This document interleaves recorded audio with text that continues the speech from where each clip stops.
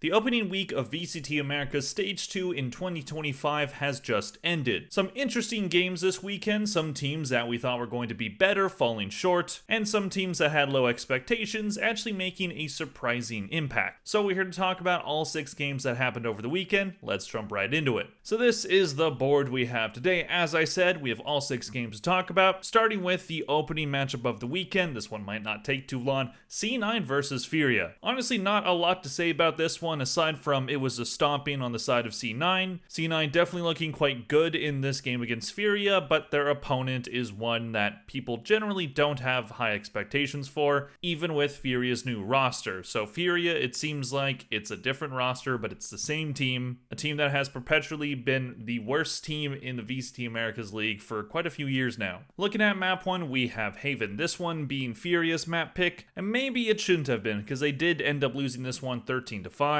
Not a lot of good things going on for Furia here. Mitch and Oxy just feasting on this team. C9 doing well to bounce back from the pistol round loss. They would win 4 rounds in a row after that. And while Furia would make it at least an okay performance in that first half, making it 7-5, they would not be able to do well on their own attack side on Haven, which is quite telling. Losing all 6 rounds that are played in that second half, C9 take this one down pretty quickly. Oxy top fragging for his team with 23 kills. He was +9 on the Furia side. Heat and Adverso were tied with 12. Moving on to map 2, we have Bind, this one being a 13-4 scoreline, so even worse performance of Furia, at least by round wins, and the first half would look a lot worse than the first half in the first map. C9 would win the pistol this time, but then Furia do steal the anti-eco, but again with some strong performances by Oxy and now this time Zeppa, C9 would go on to win 7 rounds in a row. Furia were able to get 2 more wins in that first half, but then only getting 1 on their defense side. 4 rounds is all C9 needed. Oxy once again doing great with 21 kills, but Zeppa top fragging with 22. And on the Furia side, newcomer Tui's doing the best in terms of rating with 0.72, but only 6 kills. No one breaking double digits in this one for Furia. So even though Furia did bring in some experienced players like Tui's and Adverso, while those 2 players did do the best out of the 5 for this map,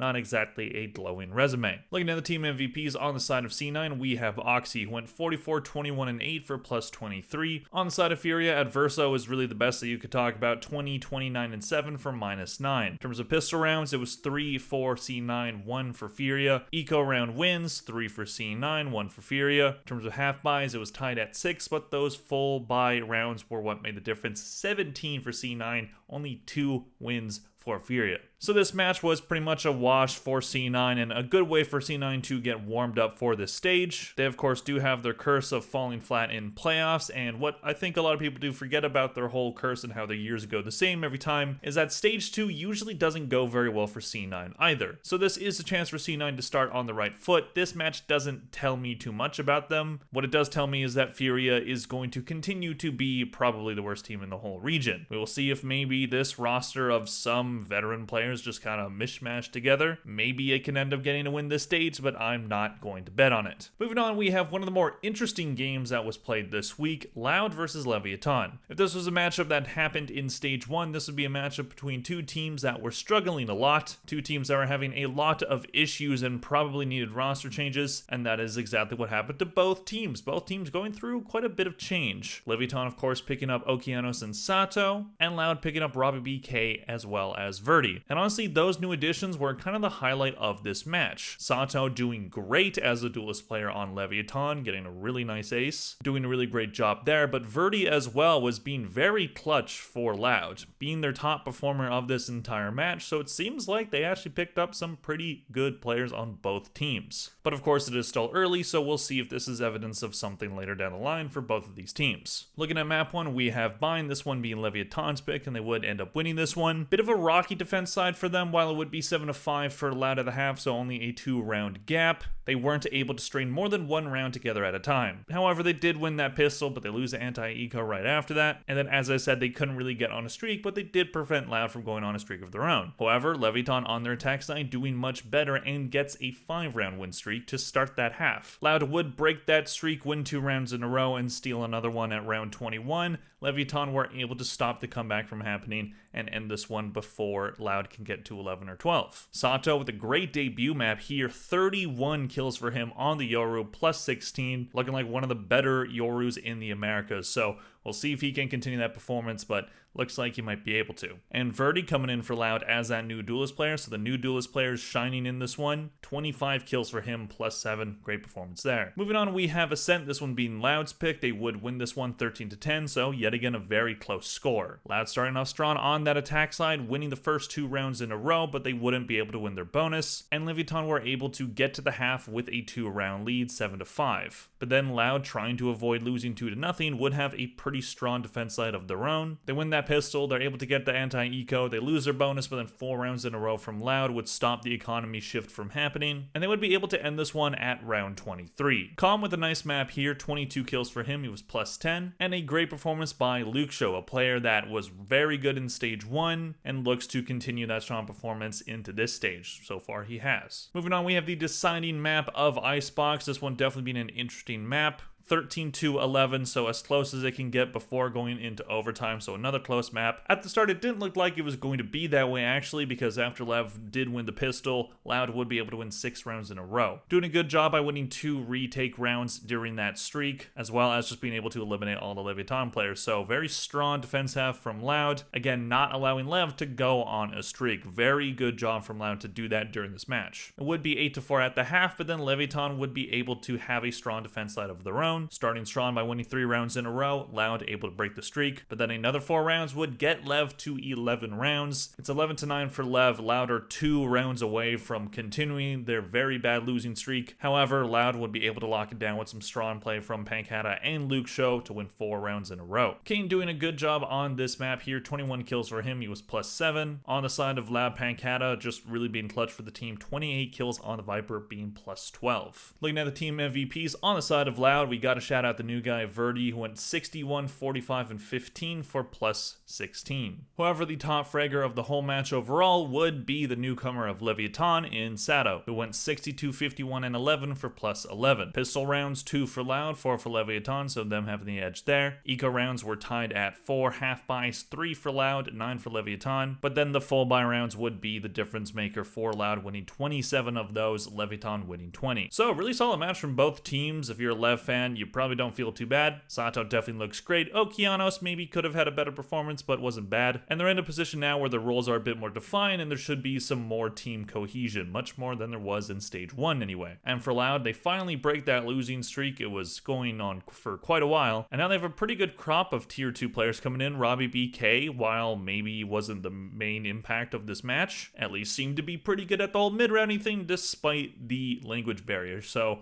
we will see how far Loud can take it. Is this a sign of good things to come, or is this just 2 teams with roster changes, having a close map, but might not do much after that? We will see. Moving on, we have the second day of matches, starting with Evil Geniuses versus 2 Game. 2 teams looking to have a stronger stage 2 than stage 1. Evil Geniuses doing better at the end of stage 1, whereas 2 Game, aside from a win over Loud, was winless. But they now have their star player in Spike back, and he did not look like he was out of place at all. Doing very good in this match, especially on that first map, being the main reason why 2 Game were able to bring this to 3 maps. Ultimately, 2 Game would lose, but it is just nice to see them have some hope in this player coming in. Whereas Evil Geniuses, after struggling on map 1, were able to bounce back in the other 2 maps to make this one a win in their column. Looking at map 1, we have Sunset, this one being 2 Game's pick, 13-7. This is a map that 2 Game did play in the Saucy X, I don't know how to say the other streamer's name, I'm sorry, tournament, but they did look very good on that map, and they continue that strong play on this map into this match, winning this one 13-7. EG would start strong though, and we would have a pretty back and forth first half.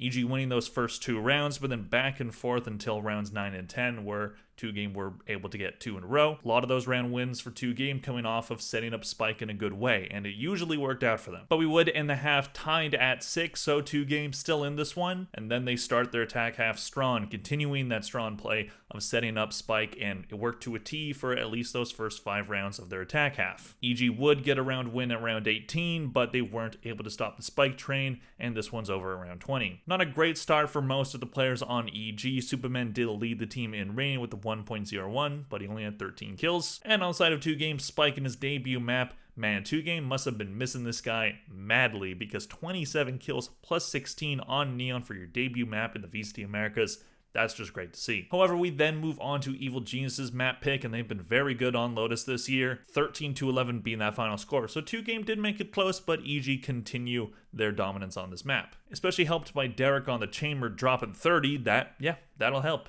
EG started off strong, it's 5-1 at round 6, very good start on that defense side. 2Game just not able to find a lot of openings there. They would find some openings from round 7 to 9, but then a retake win at round 10 would stop that streak. We end the half yet again tied at 6-6, so 2Game are definitely in it. A lot better end to that half than start. But then EG start the second half similarly to how they did in the first half, so they do look quite good. 4 rounds in a row to make it a tie game, but then 2 in a row from EG would stop this one from going into overtime. As already stated, Derek dropped 30 on the chamber, and we had Icy with a nice map as well. He was playing Raze, and he got 20 kills there. On the side of 2Game, while Spike would top frag for the team at 19 kills, he didn't lead the team in rating. That would go to LZ with a 1.13. Moving on, we have the final map of Ascent, this one being 13-9 final scoreline. 2Game start this one off strong. They're really looking for that first win of the stage, but it unfortunately just would not come to them. They would start it strong though by winning those first 3 rounds, so getting to your bonus, but then EG steal it right back, and then it's a back and forth half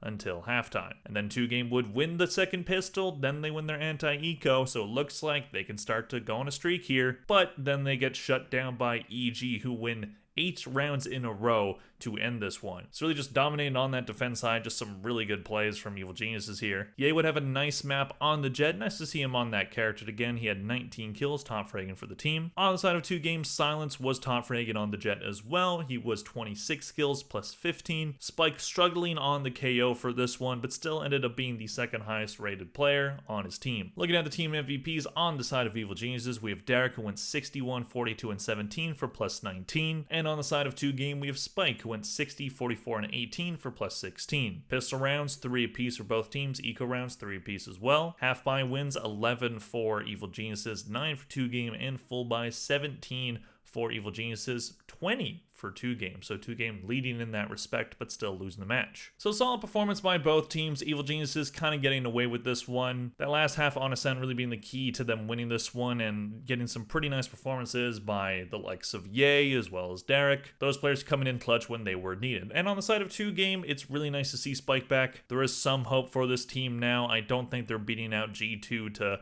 be that team that ends up staying. But hey, if they can make it to playoffs, they can at least get into the Ascension tournament. So that's basically their goal now. And I think at this point, just try to have fun with it. Spike's back, the vibes should be good. So hopefully we see this team at least be promising. However, you don't want to be too promising because then you might turn into MIBR, a team that did have a lot of promise, but in recent matches has kind of fallen off a little bit because they did end up losing 2-1 versus Crew. So it was a 3-map game, but the maps that MIBR ended up losing, they were pretty bad. Crew did look pretty good overall in this matchup, especially in those last 2 maps. They did end up losing on Corrode, so maybe they end up having some issues with that map, but it's not like they look terrible on it. And Kesnet was frying on this game. He ended up diffing Ospos. And the new player in Dante, after a slow start, didn't look out of place after that. So definitely some good signs here for Crew. But for MIBR, you lose 13-1 on map 2. You lose on that 3rd map as well, after having a pretty strong start to the match. So definitely confused as to what's going on for this team. This is a team that looked like they were just bar none the 3rd best team in the entire league. And now it looks like they might be on a little bit of a fall off. I don't want to react too harshly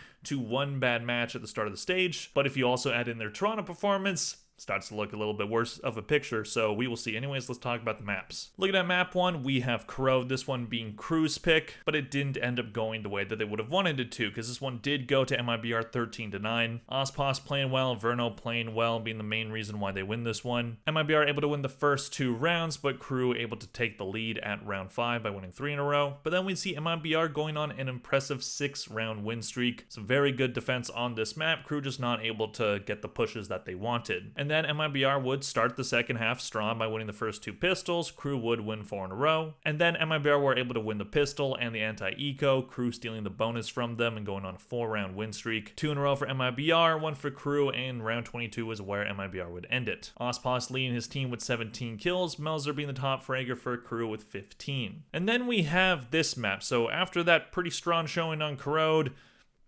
Just some really poor decision making on this map from all the players on MIBR. Just not being aware of your surroundings, playing the default comp that's pretty old at this point. Not a lot of interesting new ideas going on here for MIBR, and it just ended up looking like a complete wash for Crew. Crew win the first 4 rounds, MIBR finally get one at round 5, but then it's just a huge streak for Crew. This one is over before it even felt like it started. Ospos, the only positive on MIBR, it's not like he was playing well or anything, but he still went 14, 12, and 1 for +2. Verno having a really bad map here, only 3 kills from him, bottom fragging for his team after that strong corrode. And Kesnet on the Yoru just absolutely frying, 22 kills from him +16.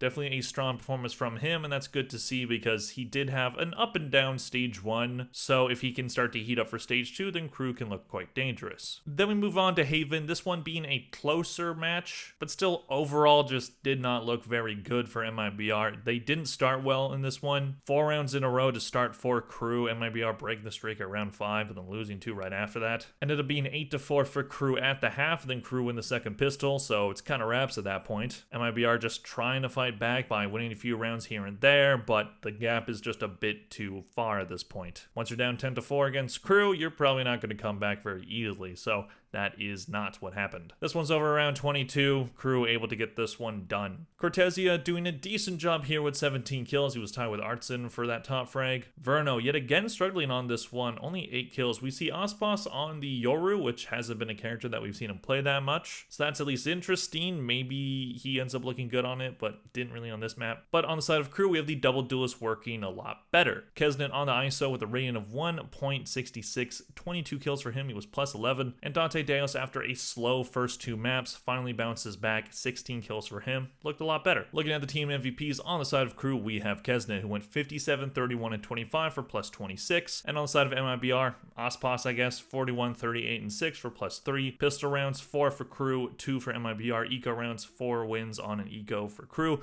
2 for MIBR. Half buys, 8 for Crew, 6 for MIBR, and full buys, 23 wins on a full buy for Crew, 12 for MIBR. So Crew looking pretty strong on this one, especially having Dante come in pretty late into the break. So they've only had about a week of practice. Apparently MIBR also only had a week of practice because of either player vacations or Artson having a health issue. That is at least info that I heard on Plat Chat. If it's wrong, that's where I got that. But even though that is a situation that MIBR is under, it still is unfortunate to see them not perform at the same level that they did in stage 1. This team was doing quite well, and the rookies in Cortesia, Verno, Genom were all looking very solid. But then of course that abysmal Toronto performance, they haven't bounced back from it yet. So it is just one match, but they have dropped on my power rankings. Moving on to the last day of matches, we have 100 Thieves versus Energy. Energy doing the thing that they seem to always do around this time of year, and that is make a roster change, build up hope for the fan base, and then immediately disappoint them. Losing this one 2-0 versus 100 Thieves. 100 Thieves did also make a roster change. Busio is out, and a player named Kess has subbed in. And Kess had a very good debut, but we also had the debuts of Scuba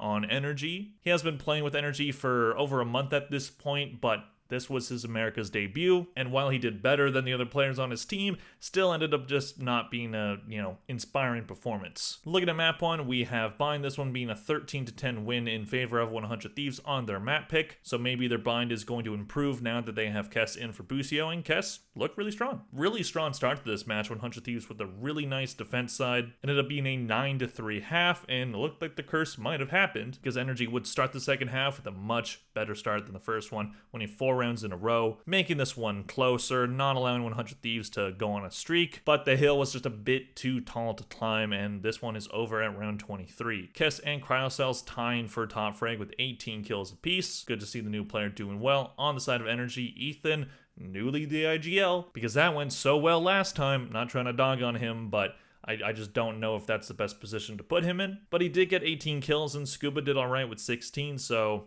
that's something. And moving on, we have Sunset. This one, a lot less to say about this one because it was over very quickly. Energy just not finding any luck on this one. 100 Thieves just start really well, winning the first 5 rounds. Ended up being a 10-2 half in favor of 100 Thieves. Just an abysmal attack sign from Energy, just no one really fragging out. But then Energy would win the second pistol like they did in the first map, so maybe they can mount a similar comeback. Nope, 3 rounds in a row for 100 Thieves would end this one at round 17. EU with 19 15 kills, top fragging for his team. He was plus 13. And on the side of Energy, Brock was the only one who broke double digits with 13 kills. Looking at the team MVPs on the side of 100 Thieves, gotta give props to Cass, 33, 22, and 13 for plus 11 in his VCT Americas debut. Looks like a good pickup so far. On the side of Energy, we have Scuba, who went 24, 26, and 9 for -2, so not as good of a debut. Pistol rounds, 2 and 2 apiece for both teams. Ecos, 2 and 2 apiece. Half buys, 6 wins on a half buy for 100 Thieves, 4 for Energy. Full buys, 18 wins on a full buy for 100 Thieves, only 8 for Energy. So Energy, while yes, people had faith in this team after they brought in Scuba and then did well at EWC, to me it just looked like it's the same story, just a different year. This team does usually do well in off-season events, and while EWC was technically during the season, it's a tournament that ultimately doesn't matter in the VCT circuit, so I see it the same as off-season events. So Energy doing well in that one didn't exactly make me,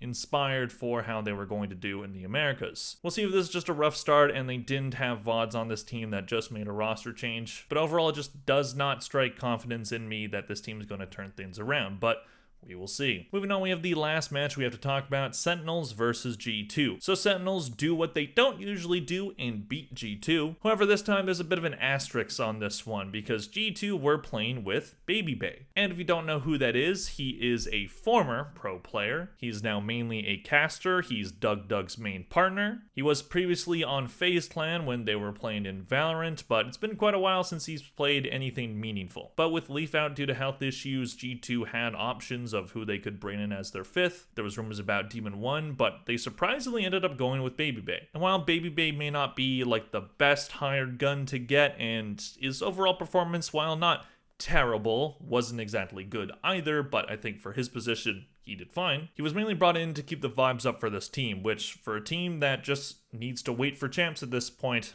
honestly, that's really smart. You get a player that can make the rest of the players' moods way better, and they still looked pretty good in this match. They still lost to Sentinels, but it was map 3 in overtime, so is that an indictment on Sentinels for not being able to beat G2 in 2 maps, or at least not bring it to overtime in map 3 while G2 have a sub, who's like the equivalent of like a retired athlete who was never even like elite, like coming back to whatever sport they were in? I don't know, there's a lot of ways to take this, but G2 did still play pretty well overall. Looking at map 1, we have Corrode, this one being a 13-8 win in favor of Sentinels, and it looked like that this was going to be a bit of a wash right away in BabyBay. He did break Pie Watch, so good on him there. He even screamed it out. Sentinels winning those first 2 rounds, G2 breaking that streak around 3, but another 3 for Sentinels, and round 7 would be the final defense side win that G2 were able to get. 5 rounds in a row from Sentinels would end the half 10-2, so they're looking very dominant. But then G2 start to play a lot better, BabyBay starting to settle in now, keeping the vibes up, doing his job as a vibes merchant, and G2 would win 5 rounds in a row, so very important there. But all that really did was make this look closer than it actually was, and this one is over pretty quickly at round 21. Zekin top fragging for his team, 22 kills for him on the Neon. On the side of G2, Trent, strong play on Sova here, 18 kills for him. Then we have map 2 on Ascent, and G2 ended up kind of dominating Ascent here. 13-6, meaning that final scoreline, G2 moving away from their Waylay comp on this map, instead bringing in the Yoru, seems to be like the better option right now. We had BabyBay playing Chamber, and overall a very strong performance on this map from G2, especially that start, 4 rounds in a row, so you win your bonus and convert the next one. Then break the streak at round 5, but they weren't able to get more than 1 round win in a row. So G2 preventing any streak from happening, they go on 2 streaks of 4 rounds of their own, and then we end the half 9-3, the curse not showing up in this one either. Pistol round win for G2, they win the anti-eco, and then Sentinels respond with 2 of their own, but couldn't respond much more of that. This one's over at round 19.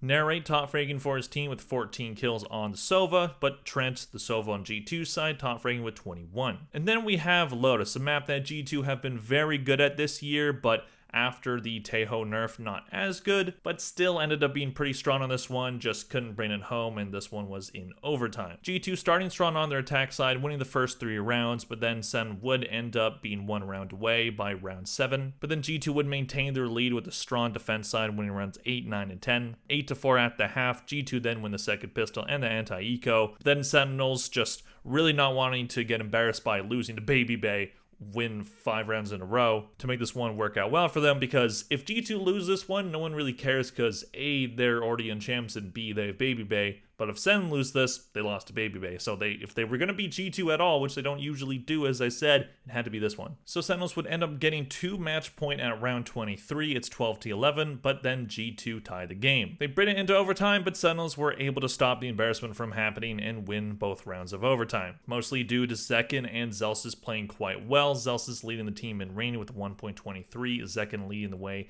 in terms of kills with 26. And on the side of G2, Valen with 26 kills here, 19 for Joggermo with a bit of a bounce back map. And BabyBay, you know what? Let's look at his stats. He had 13 kills here. Map 2, he had 10, and Corrode, he had 7. So that ends up being 30 kills overall, minus 18. That's not good, but 30, that's not bad. And playing 3 different characters, honestly, props to him. Looking at the team MVPs on the side of Sentinels, we have Nere, who went 48, 47, 23 for +1. On the side of G2, sorry I didn't give it to BabyBay, Trent with 49, 42, and 19 for +7. Pistol rounds, 1 for Sentinels, 5 for G2, so that's why they were able to make this one close. Eco rounds, 1 win on an eco for Sentinels, 5 for G2. Half buys, 5 wins on a half buy for Sentinels, 9 for G2, but then Sentinels having the advantage at full buys. 26 wins on a full buy from Sentinels and 17 on a full buy for G2. So I really don't know what to take away from this match. BabyBay played all right, but who knows how many matches we're going to see him in. And Sentinels almost lost to a G2 team without Leaf and with BabyBay, so cool. I don't know. I'm really just curious on how to rank these teams because these 2 teams are at the top of my power rankings, and I will be starting my weekly power rankings up again, so watch out for that video tomorrow. But for this one, I'm like, who was really the better team here? Because if Leaf was in here, I think G2 probably win this one, especially because they made it into overtime with the sub, and they dominated on map 2, so I don't know. I don't want to say this was a bad showing from Sen overall, and they will still be high on my power rankings, but this is just, I don't know, man. This match, I don't know what to make of it. I truly do not. Anyways, that is all we have to talk about today. Let me know in the comment section down below, what did you think of all these matches? As I said, watch out for my power rankings, and also I have a Discord. The link is in the description. You can join my Discord if you so want to. I haven't really moderated a Discord server very well before, so we'll see if I can do it well this time. So bear with me, but you can join it. And I also will be watch partying this week's matches. I'll be doing the Friday matches and the Sunday matches. Can't Saturday, I will be busy that day, but hopefully we'll have some good matches on the Friday and Sunday. Anyways, please click like and subscribe if you enjoyed this video. Thank you all very much for watching, and I'll see you in the next one. Bye.